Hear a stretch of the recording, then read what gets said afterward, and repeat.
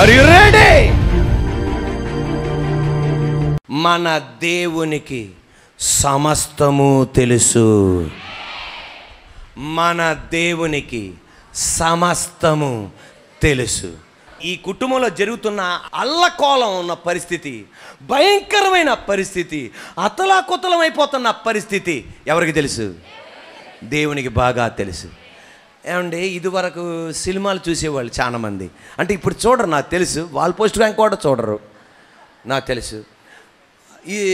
ఇదివరకు సీరియల్ చూసేవాళ్ళు. ఏమండి, ఒక సీరియల్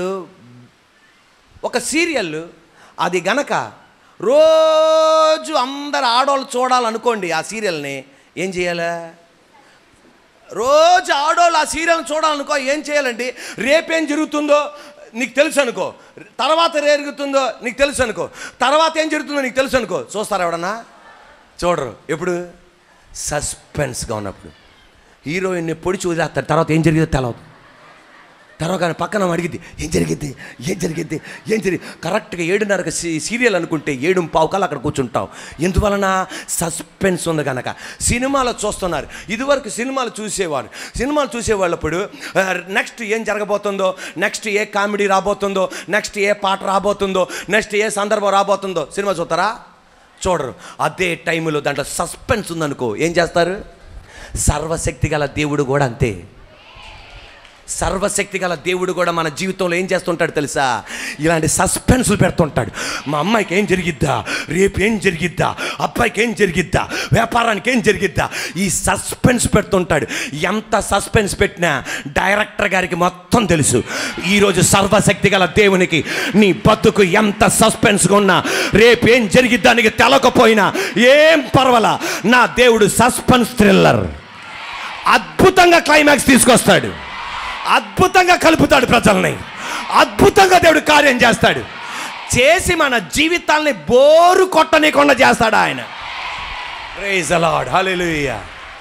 నీ స్టోరీ చదవగా, ఆమేనండి, 10 మంది నీ స్టోరీ చదవగా ఎంత అద్భుతంగా ఉంది ఈయన చరిత్ర. 10 మంది నీ స్టోరీ చదవగా ఎంత అద్భుతంగా ఉంది చరిత్ర. నా స్టోరీ చదవగా ఎంత అద్భుతంగా ఉంది చరిత్ర. Praise the Lord. మన దేవుడు మనల్ని సంరక్షిస్తాడు. We have a defender for us. మన దేవుడు మనల్ని సంరక్షిస్తాడు. గాలికి వదిలేయడు నిన్ను. రేపేం జరుగుతుందో నీకు అర్థం కావట్లా, నీ కుటుంబంలో ఏం జరుగుతుందో అర్థం కావట్లా, యాకోబుకి ఏమీ అర్థం కావట్లా, అంతా ప్రతికూలం అంటున్నాడు. అన్నయ్యలకు అర్థం కావట్లా, ఇది మన పాపం వల్లనే అంటున్నారు. ఈ ఇంట్లో వాళ్ళకి ఏమీ అర్థం కావట్లా. కానీ నా దేవుడు గాలికి వదిలేయడు. గాలి పట్టానికి పైకి ఎగిరేసి సరదాగా కుర్రోళ్ళు దారాన్ని తెంచితే అది వెళ్ళిపోతుంటుంది దిక్కు లేకుండా. అలా వదలడు నా దేవుడు. ఆ గాలిలో నిన్ను సంరక్షిస్తాడు. సముద్రములో పడవను వదిలేసినట్టు వదిలేడు ఆయన, నిన్ను అక్కడ సంరక్షిస్తాడు. అగ్నిగుండంలో నిన్ను సంరక్షిస్తాడు. భూమి మీద ఆయన సంరక్షిస్తాడు.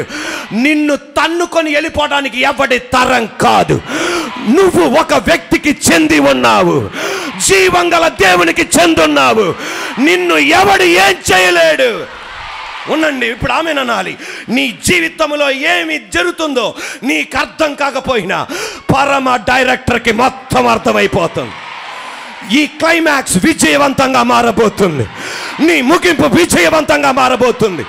ఇప్పుడు వచ్చిన శోధన మేలు కొరకే, ఘనత కొరకే, ఉన్నత కొరకే. 2 చేతులు పైకెత్తి praise the Lord, hallelujah, wonderful God, praise the Lord, hallelujah. యోసేపుని గుంటలో పడేశాడు. ఎవ్వరు లేరనుకున్నాడు. సంరక్షకుడు ఉన్నాడు అక్కడ. Praise the Lord. కనబడే హస్తముతో కార్యం చేశాడు. మనుషుల హృదయాల్లో కార్యం చేశాడు.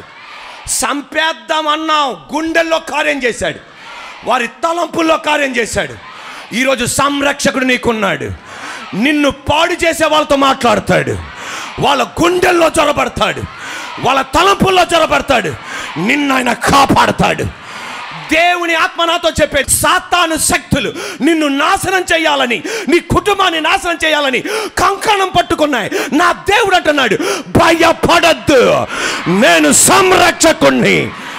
నన్ను ముట్టుకుంటే అగ్నిని ముట్టుకున్నట్లే యేసు రక్తములో నీకు ఒక కవచాన్ని అందిస్తున్నాడు ఆయన. I am your defender. Praise the Lord. Hallelujah. నేను నీ సంరక్షకుణ్ణి. దానియేలు యొక్క సంరక్షకుడు. హల్లెలూయా. దావీదు యొక్క సంరక్షకుడు. సంతలో నిలబెట్టారు ఎవరిని? యోసేపుని వస్త్రహీనుడిగా.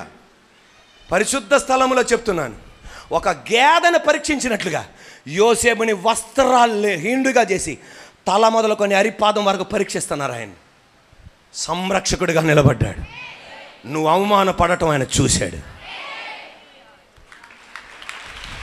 ఒకవేళ నిన్ను డైరెక్ట్గా ఇలాగా యోసేపులాగా వస్త్రహీనుడిగా వస్త్రహీనురాలుగా చేయకపోవచ్చు.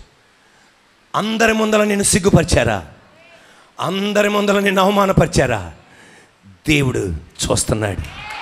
ఒక క్షణం రెడీ.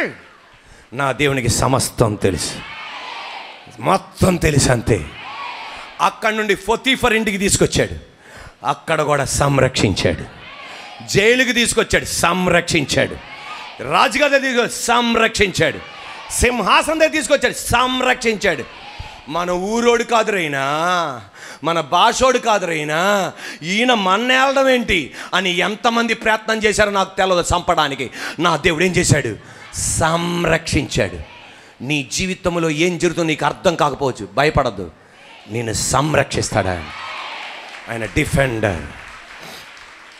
హల్లెలూయా. జాన్ వెస్లీ అన్న భక్తుడు ఇంగ్లాండ్ దేశాన్ని తలకిందల చేసినవాడు. దేవుని ఆత్మతో ఇంగ్లాండ్ దేశాన్ని తలకిందల చేసినవాడు జాన్ వెస్లీ. గుర్రం మీద వెళ్తున్నాడు. అడవి గుండా వేరే పట్టణానికి వెళ్ళాలి, అడవి గుండా వేరే పట్టణానికి వెళ్ళాలి. ఎప్పుడు ఈయనతో పాటు 5-6 ఉంటారు, 2-3 ఉంటారు. ఈసారి గుర్రం మీద ఆయన వెళ్తుండగా ఎవ్వరు లేరు. చివరాఖరికి 6 రౌడీలు ఆయన చుట్టేశారు. చుట్టి ఒకేసారి 6 చేతులు జోడించారు. చేతులు జోడించి, సార్ మీరు 12 మంది సెక్యూరిటీ గార్డులు పెట్టుకున్నారు కదా, వీళ్ళకి నెలకి ఎంత జీతం ఇస్తారు అని అడిగారు. ఎవరో? ఈ 6 రౌడీలు. వీళ్ళకి నెలకి జీతం ఎంత ఇస్తారు సార్ అని అడిగారు. వెంటనే జాన్ వెస్లీ గుర్రం మీద కూర్చున్నవైతే టపక్ మన కింద దిగి, నాకు సెక్యూరిటీ ఏంటయ్యా, నాకు సెక్యూరిటీ ఏంటి సార్, అబద్ధం ఆడకండి సార్, మీ చుట్టూ 12 మంది కనపడుతున్నారు అనగానే ఏమడిగాడంటే, వీళ్ళు ఎలాగున్నారన్నారు. వీళ్ళు వైట్ కమాండోస్ లాగా ఉన్నారండి, వైట్ ప్యాంటు, వైట్ సొక్కా, వైట్ కత్తి అండి.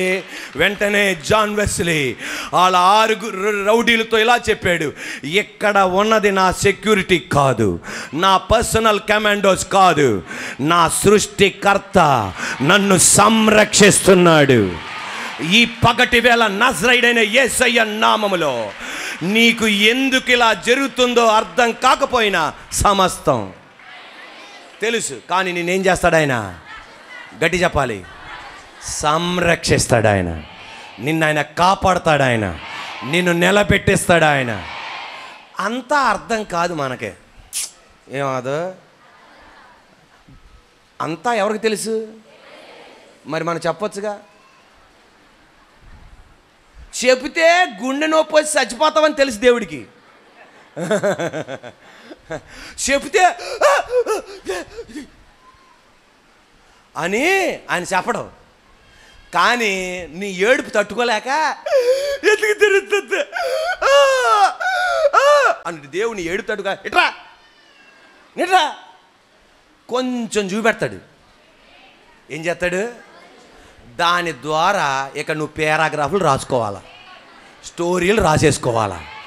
యోసేపు కూడా ఎందుకులా జరుగుతుంది, ఎందుకులా జరుగుతుంది, ఎందుకులా జరుగుతుంది. దేవుడు అన్న ఇట్రా, ఎక్కువ ఏడవకో, ఇట్రా కళ చూపెట్టాడు. అక్కడ తీసుకెళ్తా అమ్మా, తర్వాత గుంట్లో పడతాడని తర్వాత నిందపడతాడని ఏం చూపెడితే హార్ట్ అటాక్ వద్దని తెలుసు దేవుడికి.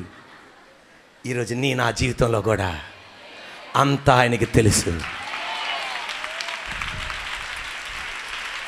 నా రోమాలన్నీ నెక్కపుడుతున్నాయి, మొత్తం ఆయనకి తెలుసు.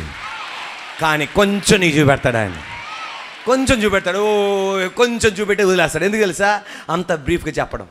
1 కొరింథీయులకు రాసిన పత్రిక 13వ అధ్యాయం 12వ వాక్యం. ఇప్పుడు అద్దములో చూచినట్లు సూచనగా చూచుచున్నాము, అప్పుడు ముఖాముఖిగా చూతుము, ఇప్పుడు కొంచెం మట్టికే ఎరిగి ఉన్నాము, అప్పుడు నేను పూర్తిగా ఎరగబడిన ప్రకారము పూర్తిగా ఎరుగుదును.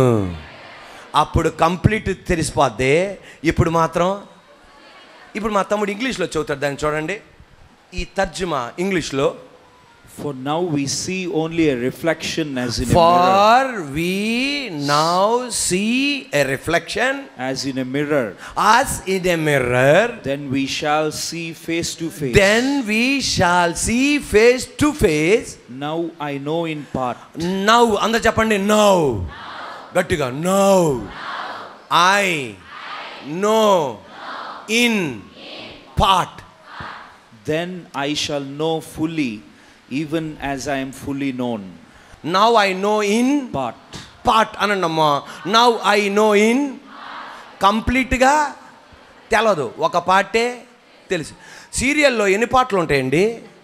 అసలు అవనే అవ్వదు. అదేంటో మరి. హీరోలు హీరోయిన్లు చచ్చిపోయినా ఈ పాట అవ్వట్లా. సినిమాలో ఎన్ని పాటలు ఉంటాయమ్మా? నాకు తెలిసి కరెక్ట్ చెప్తారు, నాకు తెలిసి. అంటుంది 2 పాటలు ఉంటాయి బాబు అని.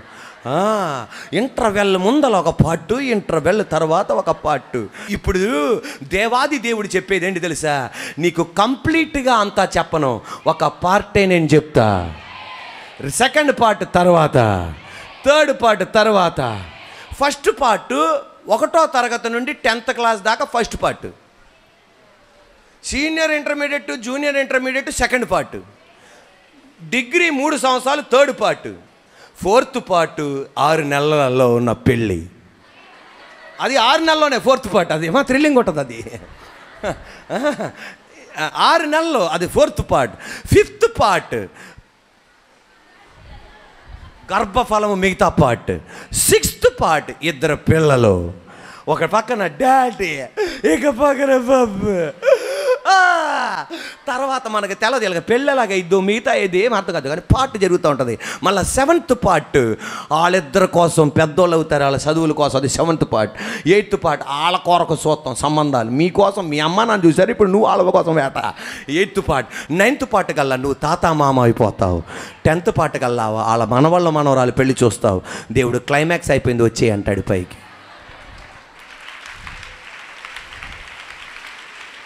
అంతా మనకు తెలియదు, ఎంతే తెలుసు, కొంతే తెలుసు. ఆ కొంత తెలుస్తున్నప్పుడు నువ్వు ఒక ధైర్యంగా ఉండాలా.